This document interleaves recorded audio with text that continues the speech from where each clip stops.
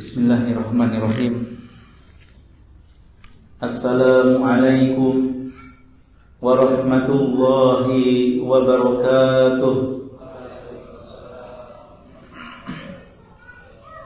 Alhamdulillahi wa kafa, wassalatu wassalamu ala nabiyyina al-mustafa wa ala alihi al-azkiya wa ala ashabihi al-atqiya wa ala man ittaba'a hudahu ila yaumil jazaa, amma ba'd. Bapak dan Ibu kaum muslimin dan muslimat yang semoga dirahmati dan dimuliakan Allah Subhanahu wa taala, marilah kita senantiasa memuji dan bersyukur kepada Allah Subhanahu wa taala atas segala nikmat dan karunia yang Allah berikan kepada kita semua, baik yang nampak maupun yang tersembunyi, baik nikmat agama maupun nikmat dunia, terutama dijadikannya kita sebagai seorang muslim, seorang mukmin, seorang pengikut setia Nabi Muhammad sallallahu alaihi wasallam, dan juga nikmat-nikmat lainnya yang apabila kita mencoba menghitungnya tentu kita tidak akan pernah mampu. Wa in ta'uddu ni'matallahi la tuhsuha. Jika kalian hendak menghitung nikmat Allah, kalian tidak akan mampu untuk menghitungnya. Dan di antara nikmat yang kita rasakan di kesempatan malam ini adalah kemudahan untuk bersama-sama menuntut ilmu agama, untuk mendekatkan diri kita kepada Allah Subhanahu wa taala, untuk mentazkiyah, mensucikan diri dan jiwa kita, mengobati berbagai macam penyakit hati dan menghiasinya dengan akhlak yang mulia. Dalam pembahasan kitab Tadhkiratus Sami' wal mutakallim fi adabil alim wal muta'allim, ya, atau adab penuntut ilmu dan orang yang memiliki ilmu, karya Imam Badruddin Ibnu Jamaah rahimahullahu taala. Dan kita masih membahas tentang adab yang harus dimiliki oleh orang yang berilmu, yaitu mensucikan jiwa dan raganya, mentazkiyah dirinya, di antaranya mensucikan diri atau jiwa dari hasad, iri, dengki. Oleh karena itu tema kita di kesempatan malam ini bahaya hasad dan terapinya. Bahaya hasad, apa arti hasad? Bahasa singkatnya itu iri dengki.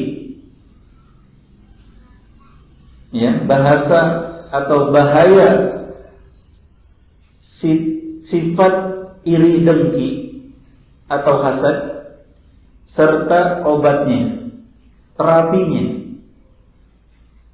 Karena ini penyakit harus diobati. Dan sebagian orang tidak melihat hasad ini sebuah penyakit, menganggap wajar-wajar saja. Wajarlah iri, wajarlah dengki. Tidak melihat sesuatu yang harus diobati, tidak melihat sesuatu yang sangat berbahaya. Maka kajian tentang bahaya hasad dan obatnya, terapi ini sangat penting. Tidak sedikit yang terjangkiti hasad, atau kalimat lain, sangat sedikit yang terbebas dari hasad. Padahal ini sangat berbahaya. Hasad ini sangat berbahaya. Cukuplah kita melihat betapa besarnya bahaya hasad, sampai-sampai Allah mengajarkan kita doa berlindung dari hasad. Dalam surat Al-Falaq, ya, kita berlindung kepada Allah Subhanahu wa taala, di antaranya wa min syarri hasidin idza hasad. Qul a'udzu birabbil falaq. Katakan aku berlindung kepada Allah, ya, kepada Rabb waktu subuh. Min syarri ma khalaq. Dari apa kita berlindung? Dari segala keburukan yang Allah ciptakan. Dan seterusnya, sampai di antara yang harus kita berlindung dari kejahatan itu, dari keburukan itu apa? Wa min syarri hasidin idza hasad. Dari keburukan, kejahatan orang-orang yang hasad ketika mereka hasad. Kita gak minta perlindungan dari aparat, kita gak minta perlindungan dari tokoh masyarakat atas kejahatannya ini. Kita minta perlindungan kepada Allah, pencipta langit dan bumi.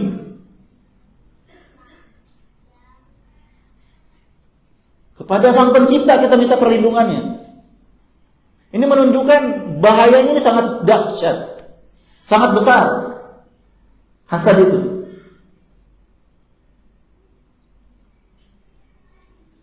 Ya, jadi kita harus mengenali betapa buruknya hasad ini jika ada pada diri kita. Dan pangkal atau awal dari munculnya hasad, Bapak Ibu, adalah amarah. Amarah yang dipendam karena tidak mampu melampiaskan saat itu juga, hingga akhirnya kembali dalam hati, tertahan di dalam jiwa, kemudian muncul menjadi dengki.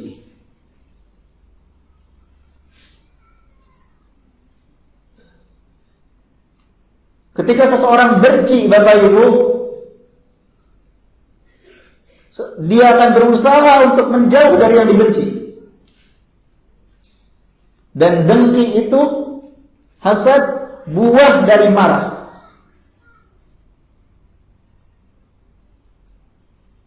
Buah dari benci.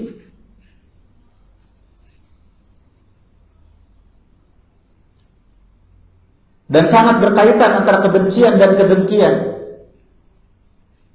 Kata Rasulullah, penyakit umat-umat terdahulu, dabba ilaikum da'ul umam qablakum. Ya, penyakit umat-umat sebelum kalian yang menyusup kepada kalian ada dua. Al-hasadu wal baghdha. Hasad, kedengkian, dan kebencian. Ayo, siapa di antara kita yang masih suka benci sama orang? Gak ada angin, gak ada hujan, tiba-tiba benci aja sama orang.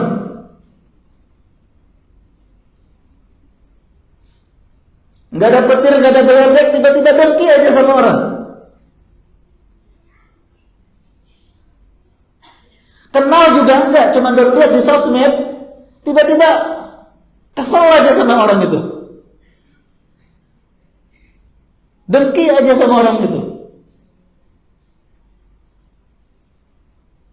Ya, dua hal penyakit yang menyusup pada kalian yang harus diwaspadai, kebencian, kedengkian. Padahal Rasulullah SAW melarang itu semua. Dengarkan kata Rasulullah. Bayangkan beliau berbicara di hadapan muka kita. Di hadapan kita beliau menyampaikan, la tabaghadu wa la taqata'u wa la tahasadu wa la tadabaru wa kunu ibadallahi ikhwana. Janganlah kalian saling membenci. Jangan saling memutuskan hubungan. Cukup sama nyamuk aja putus hubungan. Jangan saling memutus hubungan. Jangan saling hasad, iri dengki. Jangan saling membelakangi, saling mengacuhkan. Jadilah kalian hamba-hamba Allah yang bersaudara. Yang bersaudara itu yang bagaimana? Yang tidak membenci, tidak memutuskan hubungan, tidak saling hasad, tidak saling mengacuhkan atau membelakangi. Itu hamba-hamba Allah yang bersaudara.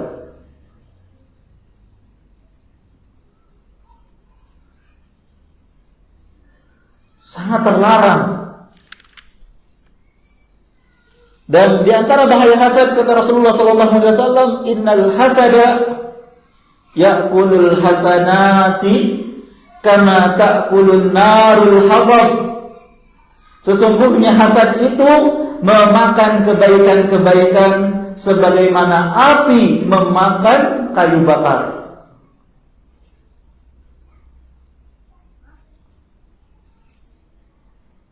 Kayu bakar dinyalakan. Entah itu api unggun atau zaman dulu untuk memasak. Apakah akan tetap kayu bakar itu ada atau berubah menjadi arang, kemudian menjadi debu, dan akhirnya habis? Habis. Jangankan kayu bakar, rumah yang bukan kayu bakar aja, naudzubillah, bisa habis kalau terbuat dari kayu. Apalagi memang kayu bakar. Kayu bakar itu kayu yang kering, kayu yang memang disiapkan untuk sebagai kayu bakar gitu. Kering, mudah terbakar. Betapa cepatnya kayu itu habis. Dan hasad itu bisa memakan kebaikan-kebaikan seseorang. Dalam hadis lain disebutkan, yatlu alaikum min hadzal fajji rajulun min ahli jannah. Akan muncul dari lorong ini seorang laki-laki penduduk surga. Rasulullah menyampaikan itu wahyu dari Allah, bahwa orang ini memang ahli surga. Fatawa rajul, tiba-tiba muncullah orang tersebut. Penasaran enggak? Ini orang disebut masuk surga sama Rasulullah. Amalannya apa ya? Fasu'ila an amalihi. Faqalat, perhatikan, inni la ajidu li ahadin minal muslimina fi nafsi gishan wala hasadan ala khairin a'tahu Allahu iya. Amalannya enggak banyak Bapak Ibu, enggak macam-macam, enggak ribet. Ketika ditanya apa sih amalannya sampai kata Rasulullah masuk surga atau ahli surga, kata beliau, sesungguhnya saya tidak menyimpan dalam diriku kecurangan, hasad atau kedengkian terhadap seorang pun dari kaum muslimin atas kelebihan atau kebaikan yang Allah berikan kepada orang tersebut, kepada kaum muslimin. Hatinya bersih. Melihat teman lebih tampan, gak ada kedengkian. Melihat teman lebih kaya, gak ada kebencian.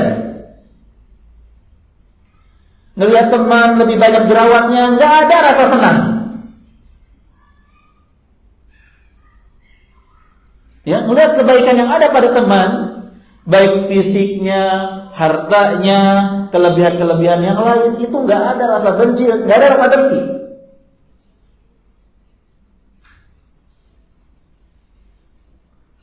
Justru memuji Allah atas nikmat yang Allah berikan kepadanya.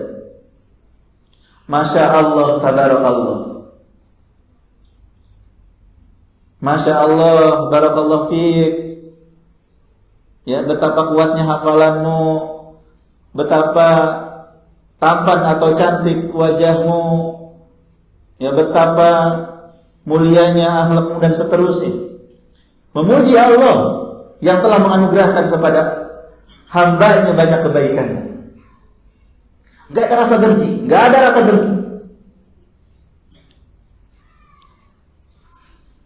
Ini amalan ahli surga.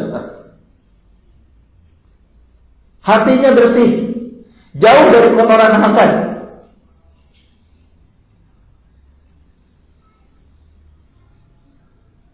Maka sadarilah, kalau kita mendapati pada diri kita ada hasad, ada iri, dengki sama orang, obati. Sebagaimana kita sakit flu, kita sakit tenggorokan, sampai cantengan kita nyari obat gitu. Sakit apapun pada fisik kita berusaha untuk mengobatinya. Demam sedikit aja, cari penurun panas. Pusing, nyari obat pusing. Asam urat, cari obat asam urat. Dengan segera kita berusaha mengobati fisik kita. Tapi kenapa ketika kita mendapati sakit pada hati kita nggak berusaha, nggak bersegera mengobatinya? Bapak, Ibu, ikhwan, akhwat, fisik kalau sakit itu ujung maksimalnya itu kematian. Selesai di dunia dengan kematian. Tapi kalau hati ketika sakit, urusannya panjang sampai akhirat. Yang selamat di akhirat nanti, yauma la yanfa'u malu wala banun illa man atallaha biqalbin salim. Yang selamat itu yang hatinya selamat, yang hatinya sehat. Tidak lihat fisik. Yang bermanfaat nanti di hari kiamat adalah yang hatinya baik. Disebutkan dalam hadis qudsi, al-hasidu aduwwu ni'mati mutasakhitun liqada'i ghairu radin biqismati baina ibadi. Orang yang hasad adalah musuh nikmatku, murka terhadap keputusanku, tidak rela terhadap pembagianku di antara hamba-hambaku. Musuh Allah, Bapak Ibu. Yang memberi nikmat siapa? Allah. Yang memberikan keputusan Allah. Yang membagi di antara hamba-hamba, di antara manusia, yang menjadikan kaya, miskin, yang tampan, agak tampan, yang cantik, agak cantik, ya, yang gemuk, yang kurus, yang membagi-bagi itu Allah Subhanahu wa taala. Ketika ada orang hasad, dia musuh nikmat Allah. Dia murka terhadap keputusan Allah. Dia enggak senang dengan keputusan Allah. Dia enggak rela dengan pembagian Allah. Protes dengan ketetapan Allah. Ya Allah, Engkau enggak benar pembagiannya. Seakan-akan mengatakan demikian. Padahal sebaik-baik pembagian, sebaik-baik perbuatan adalah perbuatan Allah Subhanahu wa taala. Yang penuh dengan hikmah, sesuai dengan ilmunya, sesuai dengan kasih sayangnya, yang mungkin hamba tidak tahu di antara sebagian hikmah tersebut. Berkata Ibnu Sirin rahimahullah, saya tidak hasad kepada seorang pun dalam urusan dunia. Mau orang kaya, mau orang tampan, cantik atau apa, ini kan urusan dunia. Saya gak akan pernah hasad. Kenapa? Orang yang kita hasadi itu kan antara dua, imma dia itu penduduk surga di akhiratnya, atau calon penduduk neraka. Kalau dia termasuk penduduk surga, bagaimana aku hasad terhadapnya dalam urusan dunia? Orang di akhiratnya dia udah dapat segala hal. Untuk apa hasad kepada yang perkara kecil urusan dunia? Ya, sementara dia akan masuk surga. Akhiratnya udah terjamin gitu. Terus kita hasad urusan dunianya. Sangat tidak masuk akal. Dan bila dia termasuk penghuni neraka, bagaimana aku akan hasad kepadanya dalam urusan dunia sementara dia masuk neraka? Ya percuma gitu. Jadi tidak ada alasan untuk hasad kepada orang lain. Bapak Ibu, ketika orang dapat nikmat, naik jabatan, naik gajinya, ya, dan kebaikan-kebaikan yang lain, itu kan antara dua kemungkinan sikap kita. Yang pertama, membenci nikmat tersebut dan berharap lenyap. Gak senang nih dia naik jabatan, semoga besok dipecat. Lihat orang dapat nikmat itu gak senang dan berharap lenyap. Lihat orang nikah gak senang, kenapa dia bisa dapat lebih cantik atau lebih tampan ya? Padahal saya lebih cantik, lebih tampan dari dia. Kenapa pasangannya bisa lebih keren gitu? Semoga besok udah bubar. Gak suka dan mengharapkan lenyap hilang itu. Ini yang disebut dengan hasad. Yang kedua, tidak berharap lenyap, tidak juga membenci. Namun berharap sepertinya. Tetangga enak banget.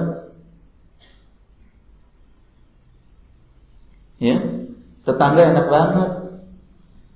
Diberi harta oleh Allah, bisa bagi-bagi sama fakir miskin. Pengen dong kaya juga supaya bisa bagi-bagi ke fakir miskin juga. Nah, ini yang disebut dengan ghibthah. Pengen seperti dia tanpa mengharapkan lenyap dari orang itu. Ya. Dan hanya boleh pada dua hal. La hasada illa fisnatain. Tidak boleh ghibthah kecuali pada dua perkara. Yang pertama, yang diberikan harta dan dibagi-bagi hartanya untuk fisabilillah. Kita pengen kaya seperti dia supaya bisa berinfak. Yang kedua, diberikan ilmu dan dia beramal dengan ilmunya, kita pengen seperti dia juga. Itu yang diperbolehkan. Adapun ngelihat orang tampan atau cantik, pengen tampan cantik seperti dia,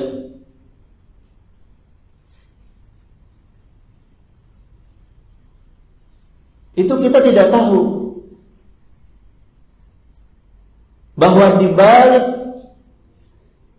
kekayaan seperti dia, fisik yang bagus seperti dia, itu godaannya juga besar. Tidak sedikit orang yang mendapatkan nikmat ketampanan, kecantikan digunakan untuk hal-hal yang haram.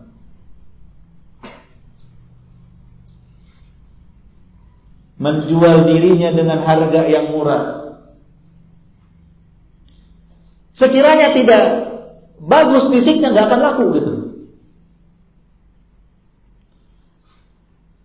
Tidak akan pantas untuk memamerkan auratnya, untuk menjual kehormatannya, gak akan. Tapi ketika Allah memberikan nikmat itu, maka godaan-godaan pun semakin menghampiri. Jadi kita nggak tahu kalau kita secantik dia, bisa jadi kita ini akan tergelincir. Kita setampan dia, bisa jadi kita akan tergelincir. Mau setampan Nabi Yusuf? Nabi Yusuf aja digoda dan bebas dari godaan. Kita ketampanannya jauh dari Nabi Yusuf aja masih tergoda kadang-kadang. Ya.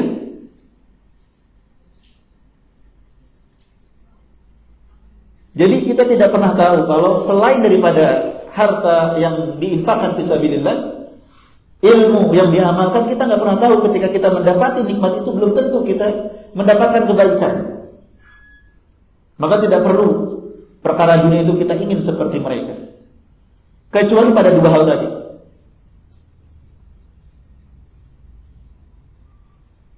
Kemudian perlu kita ketahui bahwa diri manusia diciptakan dengan tabiat menyukai ketinggian. Tidak suka bila ada selainnya yang lebih tinggi darinya. Pengen lebih tinggi jabatannya, paling banyak hartanya, paling tampan rupanya, paling cantik wajahnya, paling bagus fisiknya, paling besar nilainya, paling itu tabiat. Ya. Maka kata Rasulullah, "Salatun la yanju minhunna ahad. Al-dhann, wat-tiyarah, wal hasad." Ada 3 perkara yang sangat sulit seseorang itu selamat darinya. Praduga, prasangka, tatayur, menganggap siap, dan hasad. Ya, maka kita harus sadar, ini sangat mungkin terjadi gitu. Jangan mengatakan saya mah gak mungkin hasad. Jangan. Dan hasad memiliki sebab-sebab. Mohon maaf, isya jam berapa? Lebih? Pas. Ya. Hasad mempunyai sebab-sebab. Yang pertama, permusuhan.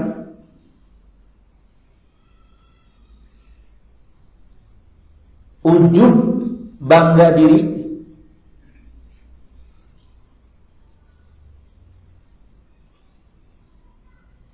Takabur, sombong.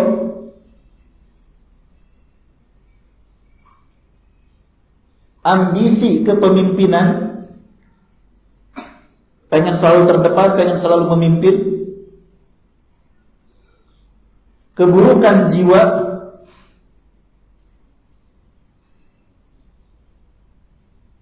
Ini yang nulis kayaknya nggak banyak ya.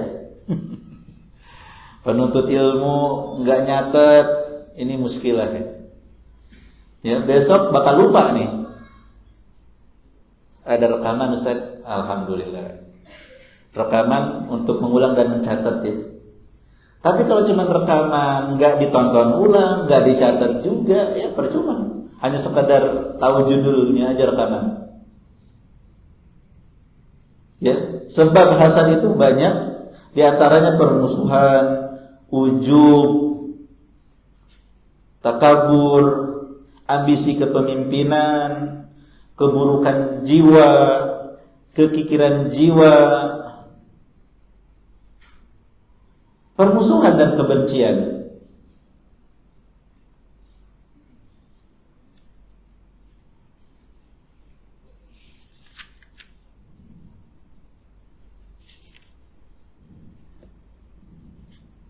Dan banyaknya hasad itu terjadi di antara rekan dan teman.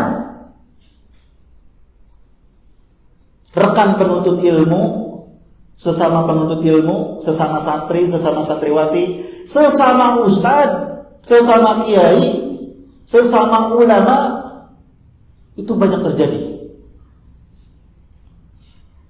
Sesama teman dan rekan.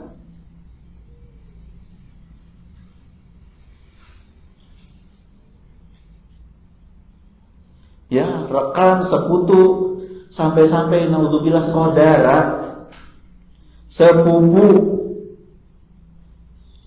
Kenapa bisa banyak terjadi? Karena hadirnya kepentingan-kepentingan di antara mereka yang saling bertentangan. Akhirnya memicu lahirnya saling tidak suka dan saling menjauh.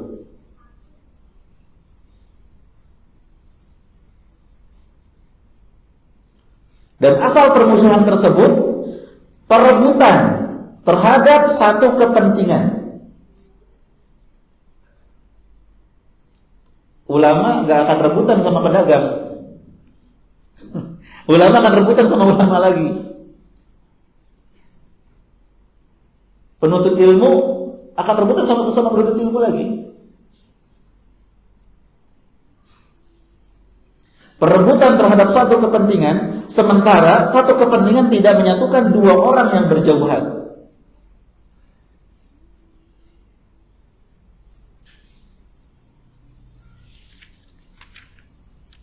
Terapinya bagaimana? Karena waktu yang sempit, kita baca di buku. Ada yang punya bukunya? Kata penulis yang terjemahannya, merenungi bahwa perbuatan hasad tersebut adalah bentuk pembangkangan terhadap takdir Allah yang telah Allah putuskan dengan penuh hikmah, dengan memberikan kenikmatan secara khusus kepada hamba-hambanya, termasuk kepada orang yang ia hasad. Saya ulangi, coba kita merenung, tafakur, bahwa perbuatan hasad ketika kita iri dengki, ini tuh bentuk pembangkangan terhadap takdir Allah. Kita orang beriman kan? Kita beriman kepada takdir kan? Terhadap ketetapan-ketetapan Allah, pembagian-pembagian Allah. Ada yang dijadikan begini, begitu, sebanyak ini, sebanyak itu, berbeda-beda kan? Ketika kita hasad, kita sedang membangkang kepada Allah, kepada takdir Allah. Padahal Allah itu ketika memutuskan sesuatu penuh dengan hikmah. Gak ada kezaliman. Gak ada kezaliman. Wa ma'allahu bidzullamin lil 'abid. Allah tidak menzalimi hambanya. Ya Allah, kenapa saya tidak setampan dia? Saya kaya, dia miskin. Kenapa dia wajahnya tampan? Yang miskin itu. Saya yang kaya, kenapa nggak lebih tampan? Tidak ada seperti itu, Bapak. Allah sudah membagi-bagi tingkat ketampanannya seperti ini, tingkat kecantikannya seperti itu, tingkat kepintarannya seperti ini, kepintaran itu seperti ini, kekayaannya sebanyak ini, kekayaannya sebanyak itu. Allah sudah memutuskan membagi-bagi di antara hambanya dengan penuh hikmah. Ingat, dengan penuh hikmah, jauh dari kezaliman. Allah memberikan nikmat kepada orang-orang, termasuk kepada orang yang kita hasad. Berkata seorang penyair, meski engkau marah dengan pembagian Allah atas kita, Allah lebih mengetahui pembagiannya meski engkau tak rela. Allah akan tetap membagi walaupun engkau tidak rela. Orang yang hasad akan merasakan kesedihan, kepedihan, kelelahan hati, merasa tersiksa tanpa ada dampak apapun kepada orang yang dihasadi. Lihat orang tambah kaya, kita tambah nyesek yang dengkinya. Dia mah terus saja dengan nikmatnya. Apalagi dia baca doa surat Al-Falaq. Walaupun orang hasad ke dia, Allah akan jaga dia dari orang-orang hasad. Yang menderita yang hasad, udah dosa besar, udah tersiksa, menderita. Orang lain dengan kenikmatannya terus. Makanya kita juga jangan lupa baca surat Al-Falaq. Baca doa agar dijauhkan dari kejahatan orang-orang yang hasad. Dan terapi hasad bisa secara ilmu seperti yang tadi, bisa secara praktek. Secara ilmu tambahannya, kita ketahui hakikat hasad yang bisa memudaratkan agama kita, dunia kita. Dan hasad itu tidak merugikan orang lain sama sekali. Kenikmatan itu gak akan lenyap gara-gara kita hasad. Kita dengki sama orang yang cantik, yang tampan, dia akan tetap tampan. Walaupun kita nangis-nangis darah gitu, gak suka dia tampan, dia akan tetap tampan gitu. Gak akan hilang dengan kedengkian kita. Dia akan tetap kaya walaupun kita dengki. Memudaratkan sendiri dan memudaratkan orang lain. Kemudian secara praktek, ini paling penting, hendaknya kita melakukan kebalikan dari tuntutan hasad. Bila hasad mendorong kita untuk membenci, mencelakakan, maka kita paksa untuk menyanjung, memujinya, untuk mendoakannya. Jika hasad membuat kita sombong kepada dia, kita berusaha lawannya dengan tawadu kepada dia. Jika hasad mendorong supaya berbuat keburukan, kita berbuat baik kepada orang itu. Seseorang yang hasad sama si fulan A, hendaknya mendoakan fulan A, ngasih ke fulan A, berbuat baik ke fulan A. Insya Allah dengan izin Allah akan hilang hasad tersebut. Jangan lupa, walaupun orang itu punya nikmat, orang itu juga punya masalah. Yang kalau kita tahu masalahnya dia, tentu kita akan malu. Untuk apa kita hasad sama orang yang punya banyak masalah? Kita masih nikmat, kita masih banyak nikmatnya, harus bersyukur. Wallahu a'lam bishawab. Semoga Allah jauhkan kita dari penyakit hasad. Semoga Allah selamatkan kita dari orang-orang hasad. Kita jangan hasad, jangan juga kita menjadi korban orang yang hasad. Wa min syarri hasidin idza hasad. Ya, semoga bermanfaat, bisa jadi bahan renungan, bisa kita amalkan dan praktekkan. Terima kasih Bapak Ibu atas perhatiannya, mohon maaf atas kekurangannya. Kita tutup dengan doa kafaratul majlis. Subhanakallahumma wa bihamdik, asyhadu an la ilaha illa anta, astaghfiruka wa atubu ilaik. Assalamualaikum warahmatullahi wabarakatuh.